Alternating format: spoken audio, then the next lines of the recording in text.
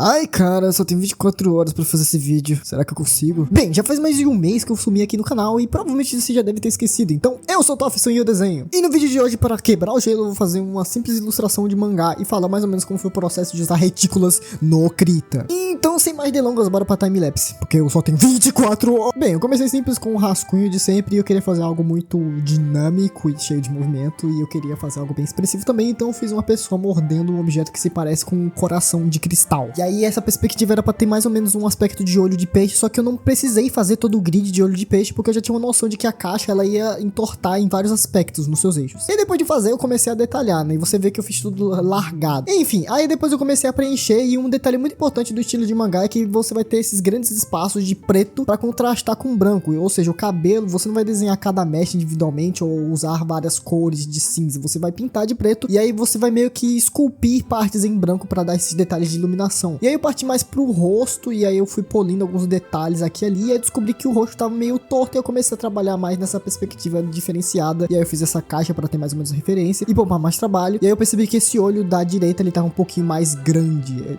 Não existe mais grande, ele tá maior. E também a boca tava mais abaixo do que ela deveria estar. E o outro olho ele também tava um pouco mais pra lá. E aí depois disso eu comecei a mexer nos detalhes da orelha principalmente. E aí eu fui polindo e polindo cada vez mais, porque eu já queria fazer o sombreamento. E vale ressaltar que eu tinha feito isso tudo em um dia só, tá ligado? De um dia pra noite. Então eu comecei a trabalhar nos detalhes. Eu usei muito essa ferramenta de seleção de laço pra excluir e não a borracha, porque a borracha deixava um pouco mais feio, e aí eu comecei a tirar alguns detalhes que eram muito excessivos e comunicavam nada, e aí eu comecei a polir basicamente. Alguns detalhes aqui e ali, depois eu comecei a usar as retículas, e para isso eu peguei um brush que já existia no Krita, e botei um padrão por cima. Esse padrão ele tinha alguns furinhos, basicamente ele faz esse detalhe meio reticulado, tá ligado? Como vocês podem ver aí, eu apliquei em partes que tinham sombra, uma espécie de retícula, e em partes que era mais escuro eu apliquei uma retícula mais forte. E aí depois eu só trabalhei um pouquinho mais nos detalhes da reflexão desse coração aí, porque ele é algo mais translúcido, né? E aí eu trabalhei com retículas mais diferentes, tipo, em vez de preto eu usei branco no preto. E é isso aí.